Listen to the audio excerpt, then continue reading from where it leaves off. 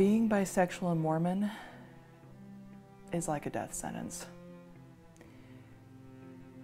Learning that part of you gets to be shut off forever in order to be saved is not the end, but terrifying. The first time I ever thought that I could be gay was when I was 7, and just on a play date with my friend Monique. I felt my heart race, I felt my skin get hot, I felt nervous, and I wondered, what is this? Later on, through locker rooms in middle school and high school, I came to a point where I started viciously attacking the gay lifestyle in my own essays and arguments.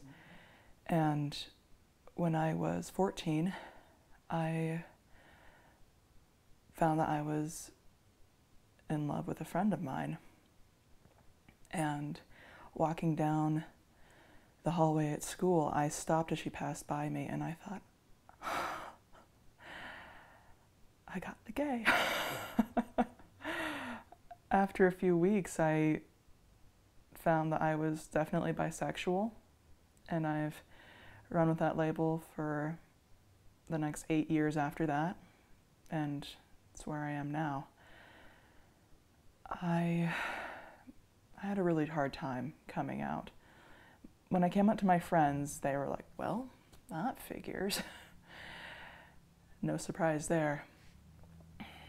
I wanted to come out to my seminary teacher because she was a role model. She was a figurehead for me. And when we were driving to school, she started blasting pagan and New Age ideals, which I was very much into at the time. I had actually gone inactive in my own heart and gone into that at the same time. As we were driving there, I just shrank further and further in my seat. And then when I got out of the car, she said, and all those gays, all those miserable, disgusting gays, and I almost started crying right there. I came out to my parents soon afterward, and my father's first reaction was to try to kick me out of the house.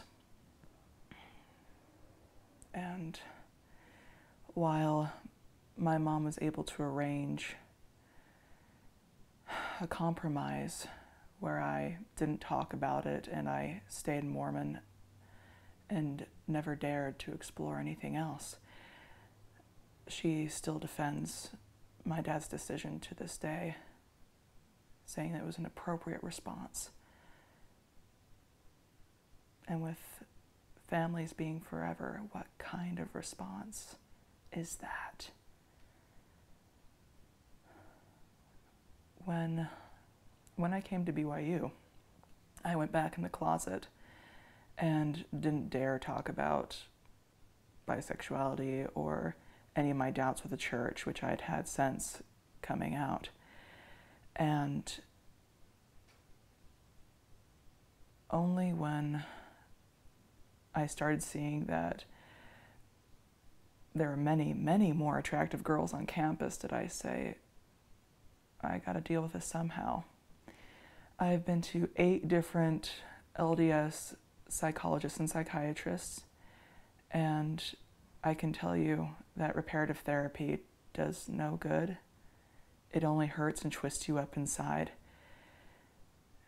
and it has caused me more pain in the long run than anything else. Being bisexual can be difficult on both sides. I've had a few gay friends tell me, oh, you're just straight and playing around. Come on. Be a man, make the decision.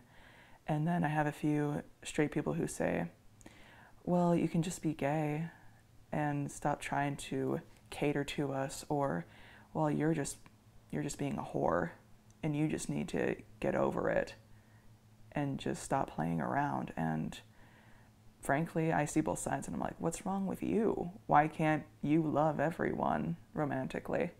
What's the problem? And